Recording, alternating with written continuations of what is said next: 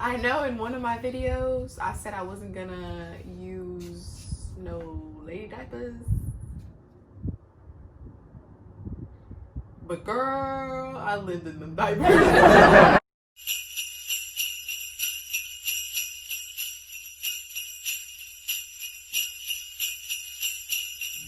Hey guys, it's Chevy here and welcome back to my channel. So for today's video, we're going to talk about my experience recovering from a C-section. Pretty much everything that you need to know about recovering from a C-section will be in this video, so stay tuned. So starting at the very beginning, right after I delivered my baby, in the recovery unit, ward, room, floor, in recovery, I could not have any food until the very next day. So I had my baby on the 23rd at 9 p.m. and I could not have any food until the 24th at 7 a.m. And let's remember that I still hadn't even eaten the day before when I came in to get induced.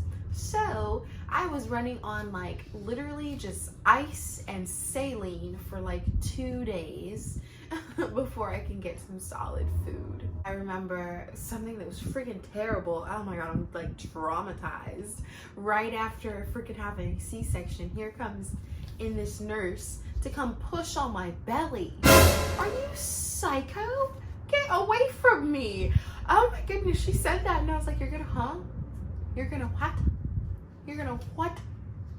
Who? To do it, I think she did it twice and both times were equally terrible. I'm still to this day not sure why they even do that. I will Google it and I'll put it on the screen right here because I'm super curious as well. Since I didn't have the baby with me, the baby went to the NICU right after he was born for about like 5 or 6 days. And while I was in the hospital recovering, I could only pump since I didn't have him there with me. So I pumped and then they like sent off whatever it is that I pumped and sent it to the other hospital where he was so he could have it. So before I could leave the hospital, I had to do 3 things. I had to pee, I had to fart, and I had to walk. So peeing was probably the worst. It was just terrible. I had held my pee in for probably like 5 hours after the nurse removed my catheter. And what she did not tell me until like later on, either that day or like the very next day, was that I would not have the sensation to pee after she took the catheter out. So I'm sitting there chilling, like it's like 4 hours into it and I'm just sitting there like, dang.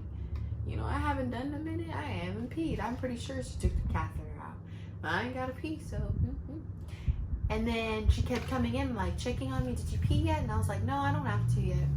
And she kept coming in to say that, and I kept saying, I don't have to yet. You would have thought that she would have been like, oh, you know what? You probably won't feel that you have to. Like, you won't have the sensation. And that's what she should have told me. Like, dang, like I didn't even know. So after she told me that, that's when I was like, oh, then I probably have to go pee. Let me say, I walked very slowly, very tortoise-like to the bathroom, struggled to sit down by myself, and then peed. And I don't know why. Maybe it's because I held it in for 5 hours. Maybe it's because the catheter was in, but man, it was like I haven't peed in like years. And it came out so hard and so fast and it hurt so bad. It felt like I was about to push out my stomach, my intestines, my uterus, everything. I was about to push it out with all the pee. So I tried to slow down. You know how like you can stop yourself from peeing? So I tried to slow down a little bit and it made it worse. Oh! Somebody! Oh! He needs some milk! So now it felt like, I don't know, like I was about to explode on the inside, but like it was just all bad. Walking was easy, breeze. Like the very next day she said I had to walk, I got up. At first it was really hard at first, actually, I'm not gonna lie. It was really hard. But then after like 10 minutes, I was breezing up and down those hallways. Not really, but like For someone who just hopped out of a C-section, I was breezing. Let's talk about the first poop. I'm sorry if this is TMI, please skip ahead if you need to. Now, pooping was probably the easiest, which is so weird. Like, I would not have thought that. You could not have paid me money to poop in that hospital, okay? I would not have done it, period. I'm not doing it. Because I just knew it was gonna hurt. If peeing hurt, I knew taking was gonna hurt. I did it here at home like a week later.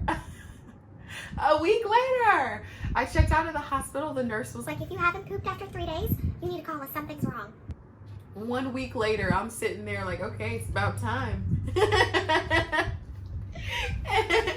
I was just so scared that it was gonna hurt. I was so scared, but it really didn't hurt that bad.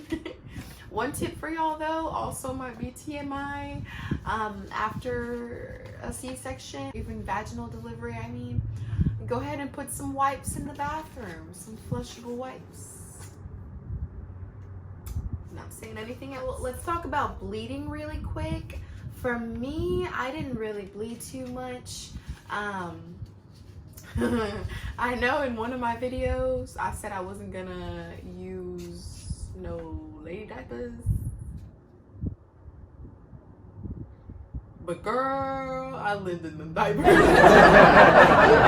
me out of those diapers, okay? You wanna know what my regular outfit was for like a week and a half, 2 weeks after giving birth? It was literally a t-shirt and my lady diapers. That's it. A t-shirt and some diapers. And every time I would get up around Laboris, I'd be like, babe, don't look at my diaper booty. But then he's so funny. He's so adorable. I think he's just trying to make me feel like so good. So he was like, babe, I think it's so sexy. I love your little diaper booty. oh my God. He's lying. But I did not bleed that bad at all. It was literally like a regular period for me. It just lasted a little bit longer. My periods regularly usually last like 3 days, and this lasted like a week and a half, something like that. But it wasn't too bad. I didn't really have too much pain.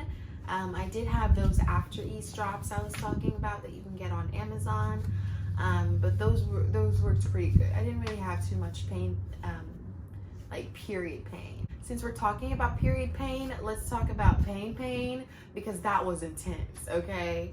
Whoo-wee. Oh my goodness. So the very first day coming out of the hospital, we got out of the hospital kind of late, and then I don't know why, I don't know what we did, but we just kind of forgot about the medication. So by the time we got home, I was like, oh shit, like I haven't taken any medicine yet. Like, oh shoot, we need to go get the pain pills. Oh shoot, it's 8 o'clock. Everything's closed. Everything was closed. Oh my goodness. So I was like, okay, all right, we can do this. I'm just gonna have to tough it out. It's fine. It's fine. I can do it. I'm a boss. I can do it. So that very night, we had went to go see the baby. I was so excited. That was gonna be my very first time seeing the baby since I delivered him, and I really only got to see him for like literally like 2 minutes after I delivered him. So I'm going. Hell yeah, I'm going. And let me tell you, girl, I'm walking up in that hospital. I'm leaning on Laboris. It's like Laboris is practically like carrying me. But I'm gonna go see my baby, damn it. But I was in so much pain. The nurse in the NICU was like, oh girl, you're not gonna make it. I would try and find something open, like for real. And I didn't believe her until I got home. Girl, I got home. I said, Laboris, I can't do this. I'm searching on Google. Finally, we find a 24-hour Walgreens, and it was only 20 minutes down the street. Heck yeah. The pain itself, for like the actual pain medication, I had Percocets, and I did not use all of it. I used the Percocets for probably like maybe a week and a half max, because I'm not really a medication kind of person. I'm not like ibuprofen, Midol, Advil. I don't take any of them. Like, I'd literally just drink tea, like hot tea, you know what I'm saying? And sleep. Like, there's nothing sleep can't get rid of. If you got a headache, go to sleep. Bellyache, good night. Glaucoma, good night. I'm just playing. What was really, really painful for me was just walking.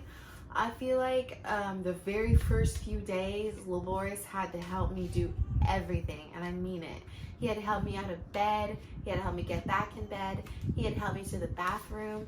Oh, I remember the first night whenever he took me to the bathroom, I was so embarrassed because I wanted to change into my lady diapers and I was bleeding, and I was like, baby, I don't want you to see me like this. And then I also couldn't do anything by myself. Like, I was in so much pain. Like, I could barely even like sit down on the toilet. Like, he really had to be there to help me. He was just like, baby, I am here for you. It doesn't matter. I don't care about all that nasty stuff. Yeah, I did need a lot of help in the first couple of days. I'm just so thankful Laboris was there for me. And I think it's just because, like, your stomach is the midpoint of your body, you know? Like, you literally use your stomach for everything. To cough, to sneeze, to fart, to pee, like everything, to laugh. So everything I did was just constant pain. So the very worst thing for me, I feel like, with recovery was the swelling. The swelling was freaking atrocious in my legs, my feet, my ankles. Oh my gosh. Oh my goodness, I've never seen my feet that big in my life. And then it hurt my heart because, like, I'm such a independent person, and I just don't like, I don't like depending on people too much. Like, I don't want to burden anybody. Old man Jenkins, I don't want to be a burden. So, you know, it made me feel really bad that I had to wake Laboris up to take me to the bathroom. And then every time I got up to go anywhere, my feet would start swelling immediately, man. Immediately. So Laboris had to have a real deep talk with me. He was like, you need to sit down.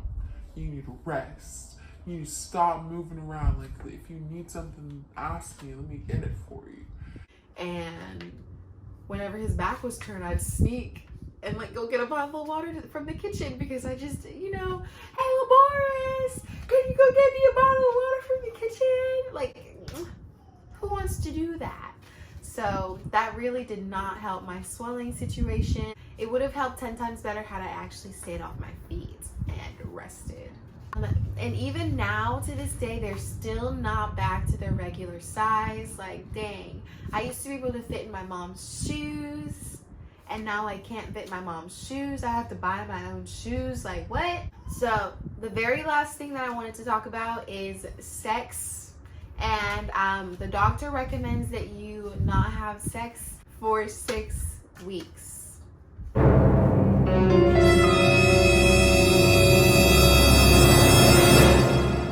Anyway, guys, so thank you for watching the video. I really hope you enjoyed it. If you did, make sure you leave a thumbs up, leave a comment down below in the comment section, and make sure you share this video and subscribe to this channel.